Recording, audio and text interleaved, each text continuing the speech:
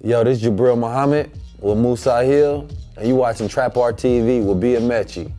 Positive energy and good vibes.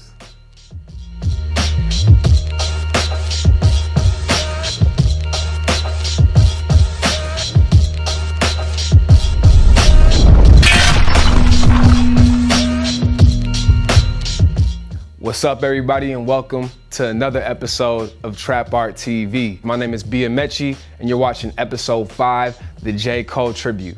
J. Cole, hands down, one of my favorite artists. It was definitely good to see this tribute go down, and it was good to see all the artists and what they had to say, not only about J. Cole, but about the event and about their artwork. Pay attention to how unique and how diverse these artists are, the backgrounds that they come from, the mediums in which they do art. We're gonna kick off this episode with the interview with Banks the DJ, who's from North Carolina, so pay attention to what he has to say about being in the Bay Area and being at Trap Art. This is episode 5, the J. Cole tribute. Positive energy and good vibes.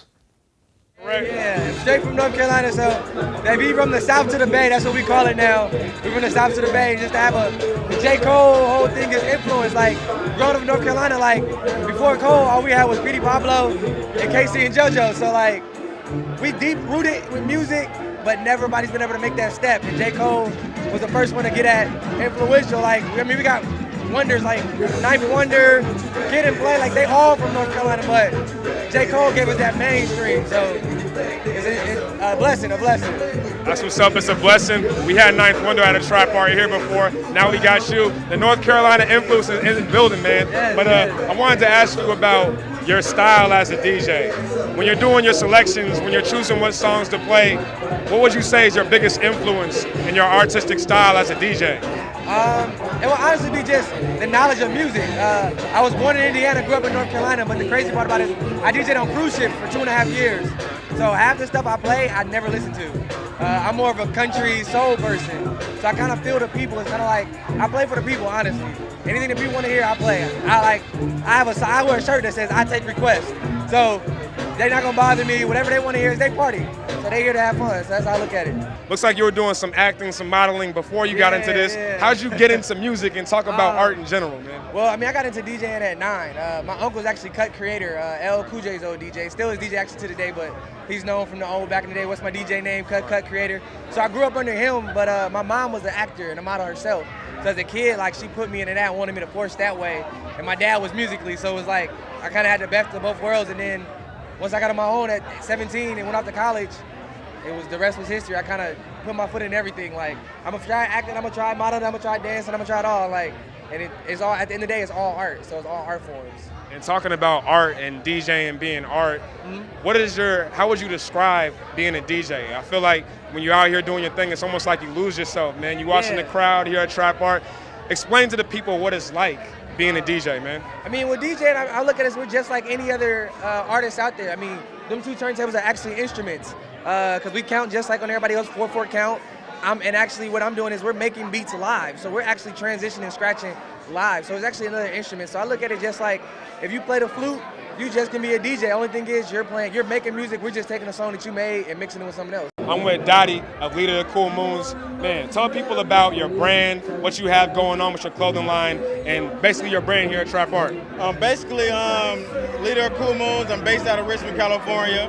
I started the brand in 2011. And I just wanted to bring something new and fresh to the game. You know, me being an athlete first, trying to get into the fashion game, you know, I just wanted to do something that was going away from what everybody was paying attention to, you know, and make people uncomfortable and be original in a way, you know. So how would you describe, like, the people that wear your brand? You know what I mean? Leader of Cool Moons, like, what's the demographic? What are you kind of trying to target? I'll say it's rebels, you know, people that's for a cause that's trying to be different, you know, that's tired of sitting down and going by the same formula that everybody is planting in our brains, you know. So Leader of Cool Moons is about taking it to the next level, you know, going against what everybody is like, oh yeah, we're doing this, you know, I'm doing that. Right. What do you think you would do?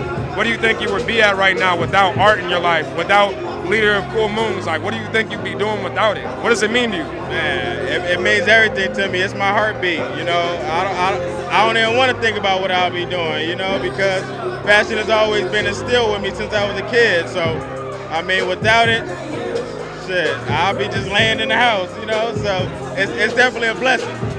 What's up, y'all? We still at Trap Art. My name is Amechi. I'm with a very talented artist by the name of Brandon Gastineau. I'm looking at your artwork right now, man. The first thing I gotta ask you, how do you do this? Like, literally, how do you make something like this? Like, this is very unique. Talk about your process. Basically, my process is to go through Photoshop, and after Photoshop, I like to paint over my work. And after I paint over my work, I like to paste it onto the canvas. And I like to create a new modern form of pop art with that. To create something that people see, people love to see. So this is a new form of pop art that I'm doing myself. And that's what I do, right? Basically what it is.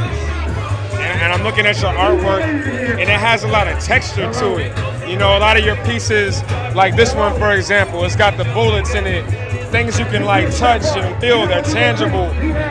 How come your art is so different from a lot of the artwork I've seen? Like, I haven't seen this style. How is your art so unique?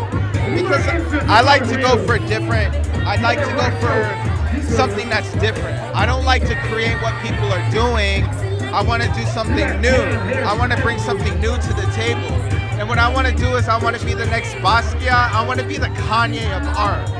You know, I don't want to do something that people are doing. I want to do something new. And basically, I want to bring the mixed media form to all my paintings and try to bring it to people that people can understand.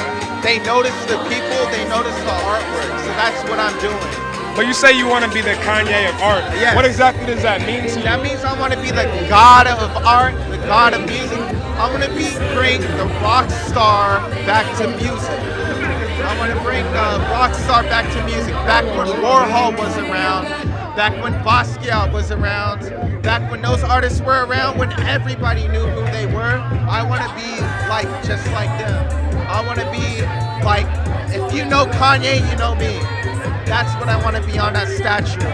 And how do you think you're going to get to that level? I see you at Trap Art. You got to work at this gallery. This is a very big first step, being out here with all the people are coming around, saying how much they enjoy your artwork. What do you think it's going to take your artwork to that next level and for people to notice it at that next level like a Kanye?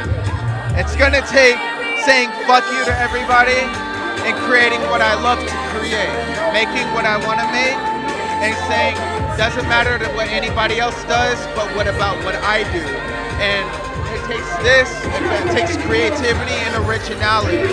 And it takes people that want to copy what I do and going a step ahead of them. So when they do what I do, I'm above them. Can you talk a little bit about your process in making these pieces, man?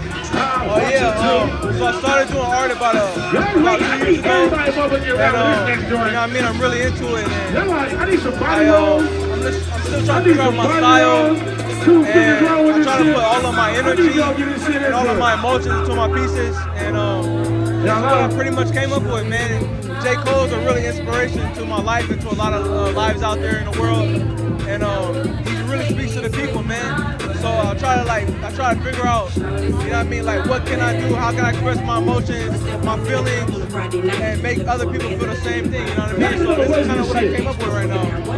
Different colors, different mediums, trying to express my emotions as much as possible.